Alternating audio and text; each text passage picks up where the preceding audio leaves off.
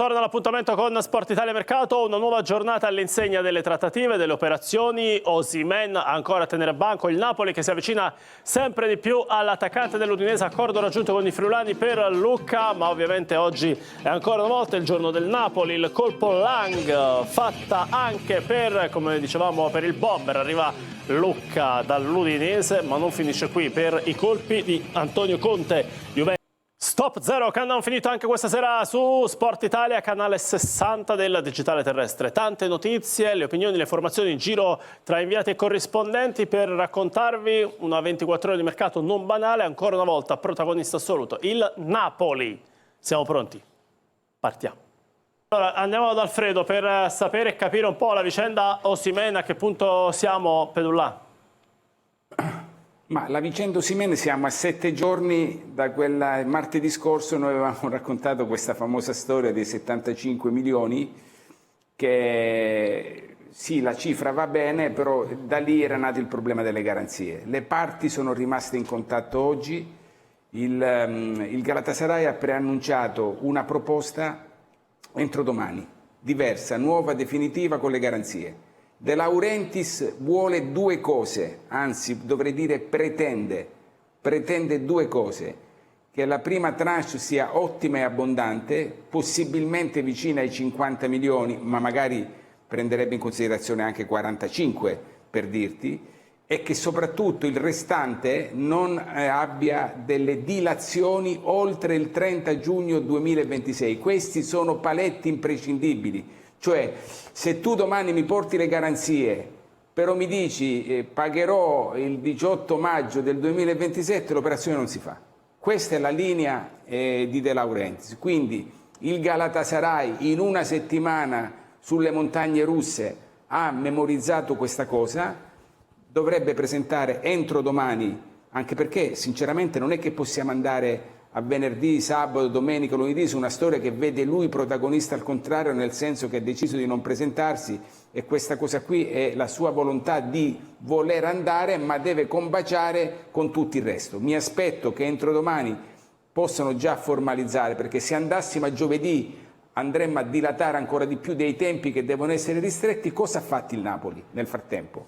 Perché è un collegamento importante. Il Napoli ha mantenuto, noi avevamo detto la scorsa settimana, Nunez piano A, Lucca piano B.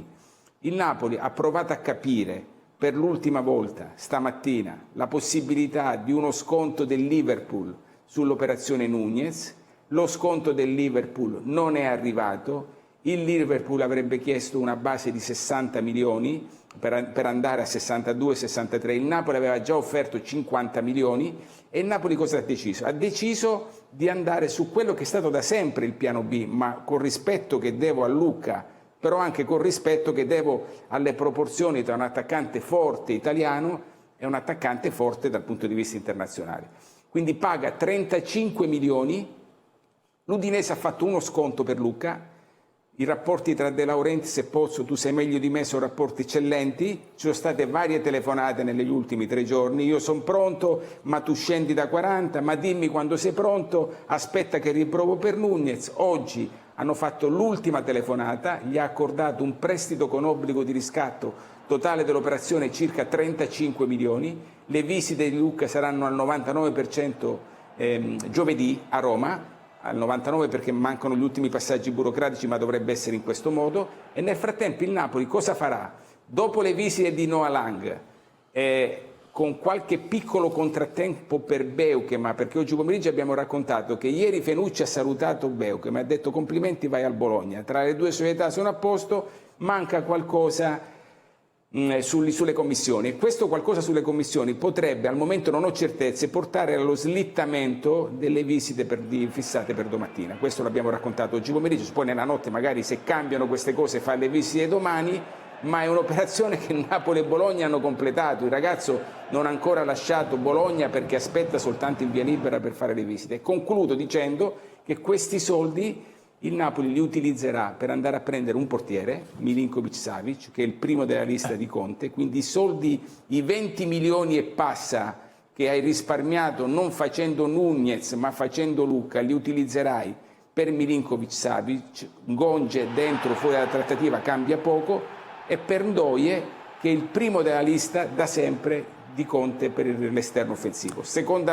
Non seconda scelta, piace Lookman ma oggi c'è davanti Ndoye, piace molto Zaccagni ma la Lazio oggi non può cedere. Completate queste operazioni, il Napoli andrebbe a fare Marianucci, De Bruyne, Noah Lang, Luca, Ndoye e Milinkovic-Savic. 6.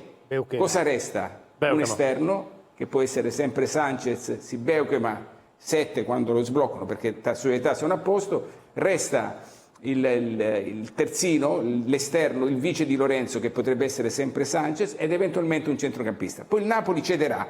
Ha raggiunto un accordo totale con Foloruscio, con il Cagliari, operazione in prestito con diritto di riscatto. C'è il sì di Foloruscio. Zerbin piace alla Cremonese e ad altre società di Serie B. Simeone ha molto mercato in Italia e all'estero, e Raspadori piace sempre molto all'Atalanta, ma vediamo più avanti perché poi il Napoli dovrà fare anche cassa. Quindi chiudendo questo giro, il Napoli secondo me chiuderebbe il 75-80%. Mi fermo dicendo che Nunez ha aspettato il Napoli per 70 giorni, non per 5 minuti.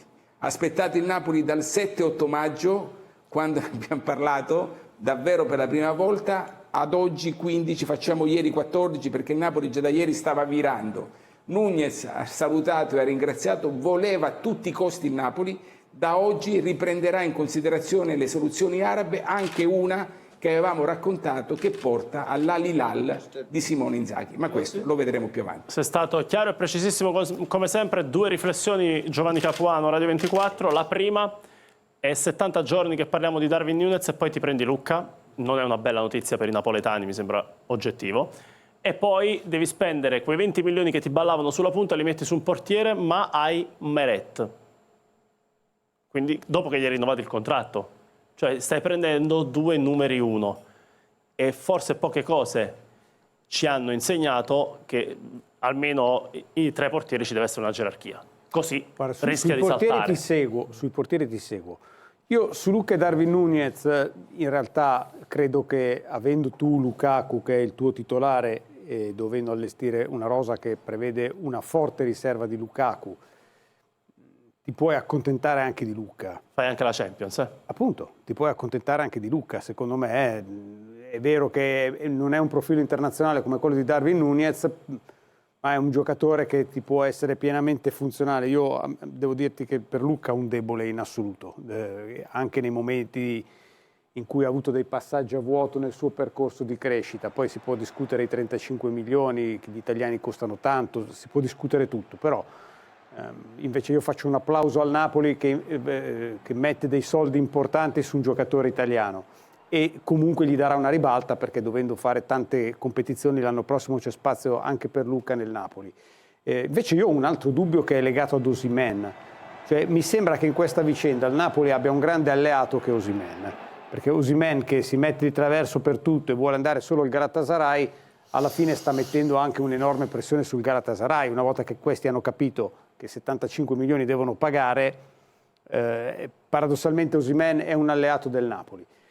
Però io non so se il coltello dalla parte del manico ce l'ha proprio tutto De Laurentiis, perché è anche vero, pur esistendo la possibilità di allungare al 2027 il contratto di Osimhen, che se per caso domani mattina il Galatasaray ti dicesse noi non facciamo più Osimhen, tu avresti in casa un enorme problema a quel punto.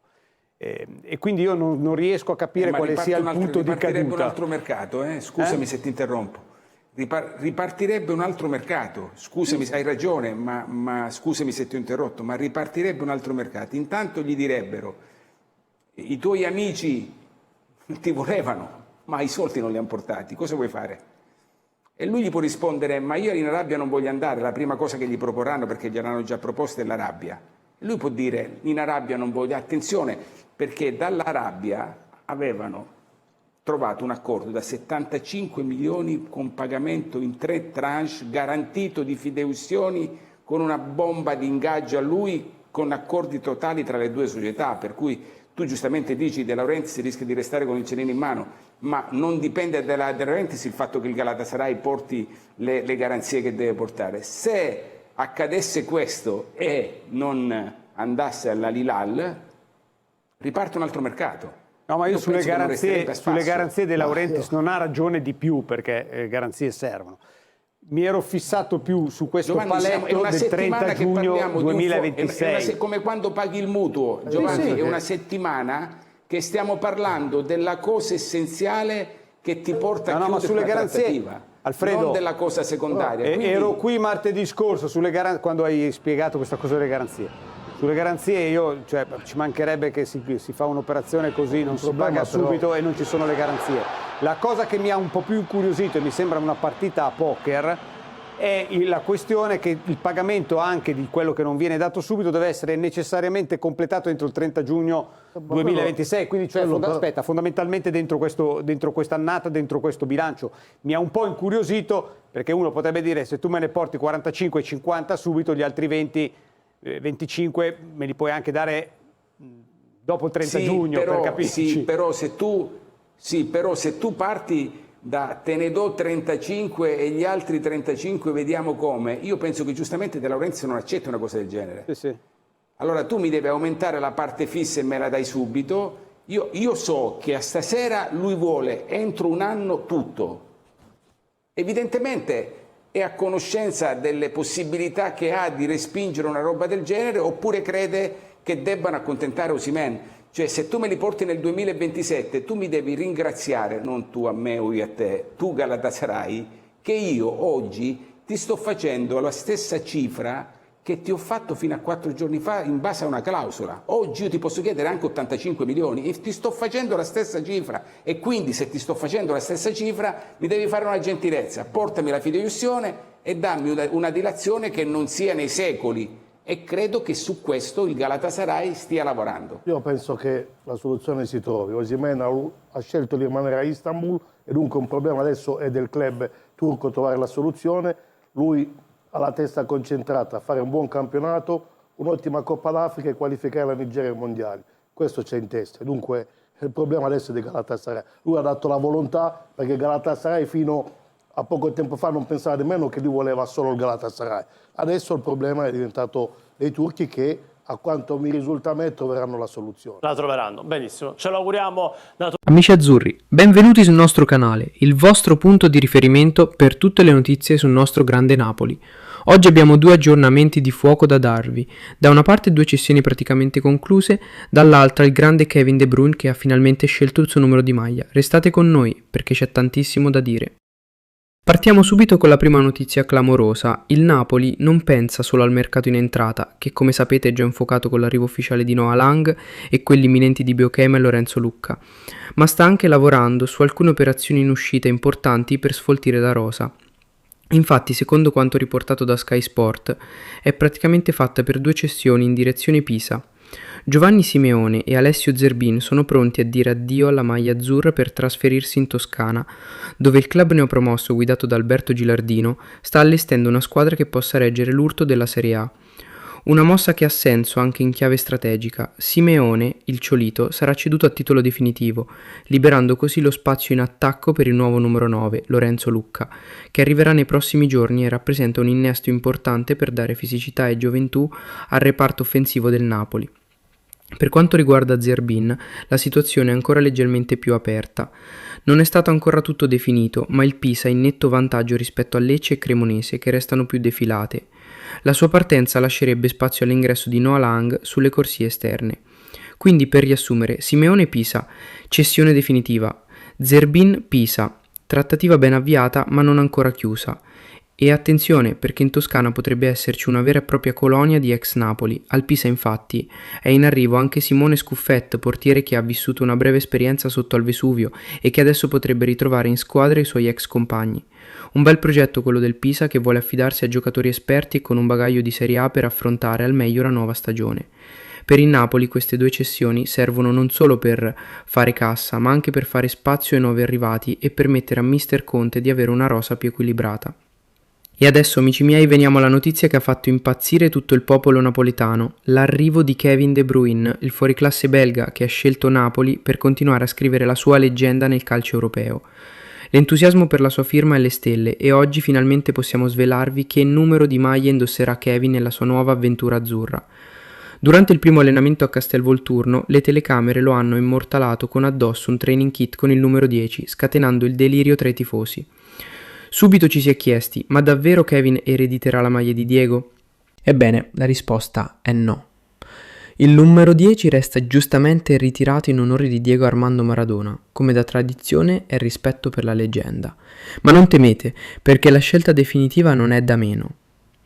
A riportarlo è il giornalista esperto di mercato Matteo Moretto, che ha svelato il retroscena interessante dietro la scelta del numero.